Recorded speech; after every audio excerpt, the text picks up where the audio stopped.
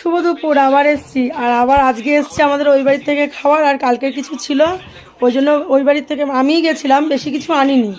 কালকের অনেক কিছু রয়েছে, আমি বলেছি আজকে একদম অল্প দাও, আবার আগামীকালকেও আসবে ওই বাড়ি থেকে, ওই জন্য আজকে একদম অল্প নিয়ে এসেছি। আর কী কী নিয়ে এসেছি চলো তোমাদেরকে দেখাই। আজ মেয়ে নেই, মেয়ে ওই বাড়িতে চলে গেছে। কারণ এত ভাঙচুর হচ্ছে, এতই ওর শরীরটা যেহেতু খারাপ, ওই জন্য ওই বাড়িতেই রেখে দিয়েছি। ওই বাড়ি থেকেই পড়াশোনা করছে, পরীক্ষাও দেবে। তার জন্য আমাদের ক্যান্ডি বুড়োর এখন মন এত খারাপ যে খাচ্ছেও না কিছু না, আর আমার উপরে খ্যাক করে তাকাচ্ছে। আবার এদিকে ভুতুকে ওই বাড়িতে দিয়ে এসেছি বলে মিঠু রানী আমার সঙ্গে চিৎকার করছে যে পারলে আমাকে খাঁচা থেকে বেরিয়ে এসে কামড়ায়। দেখাচ্ছি শুধু, দাঁড়াও। দেখেছো, ঠোঁট বার করে রেখেছে যে আমাকে কামড় দেবে। দেখো দেখো শুধু দেখো, মানে আমার রাগে ফুসছে পুরো আমাকে দেখে।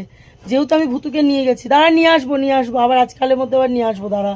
আর এই যে মানে জায়গা ছোট, যার জন্য উনি ভিতরেই থাকছেন, বেশিরভাগ বেরোচ্ছেন না। এই যে খাবার সম্পূর্ণ রয়েছে, ডিম, আলু আর গাজর সিদ্ধ, পেঁপে সিদ্ধ, কিচ্ছু মুখে দিচ্ছেন না, এত শোকে পড়েছে। কি কি রান্না কে কে পাঠিয়েছে চলো তোমাদেরকে দেখাই। আস্তে আস্তে ভেবেছিলাম একটু সিম সিদ্ধ দেবো, ভুলেই গেছি। এই যে গরম গরম ধোয়া ওঠা ভাত, দেখো ধোয়া উঠছে। এটা দিয়েছে কাকুলি, বেগুন পোড়া মাখা, খুব প্রিয়। আচ্ছা, এখানে রয়েছে কালকের একটু বেগুন, যেটা সেজদি পাঠিয়েছিল। আর এটা হচ্ছে সেই কালকের কচু বাটাটা রয়েছে।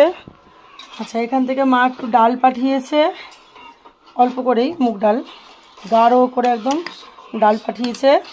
আচ্ছা, এটা হচ্ছে পাতুরি ভেটকি মাছের, চারজনের জন্য 4 পিস গরম করে নিয়েছি।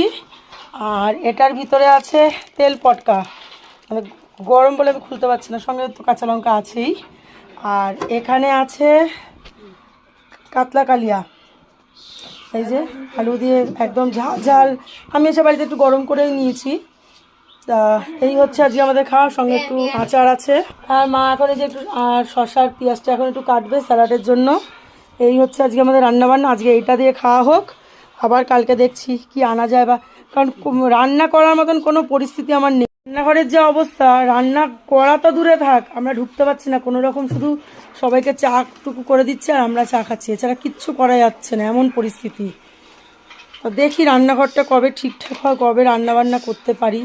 তো চলো বন্ধুরা, ভালো লাগলে একটু লাইক কমেন্ট শেয়ার করো। আজকে গলাটা একটুখানি, মানে যেহেতু ফ্যারেঞ্জাইটিস আছে, গলাটা আমার মাঝে মাঝে ওরকম হয়ে যায়। আজকে একটু ভালো লাগছে, অনেকবার মানে অনেকটাই ওষুধপত্র খাওয়ার পর। আবার দেখা যাক কালকে কি পরিস্থিতি হয়। তো চলো টাটা। আর এদিকে যে আমার ঘরের অবস্থা তো বলার মতন না, তো চলো টাটা।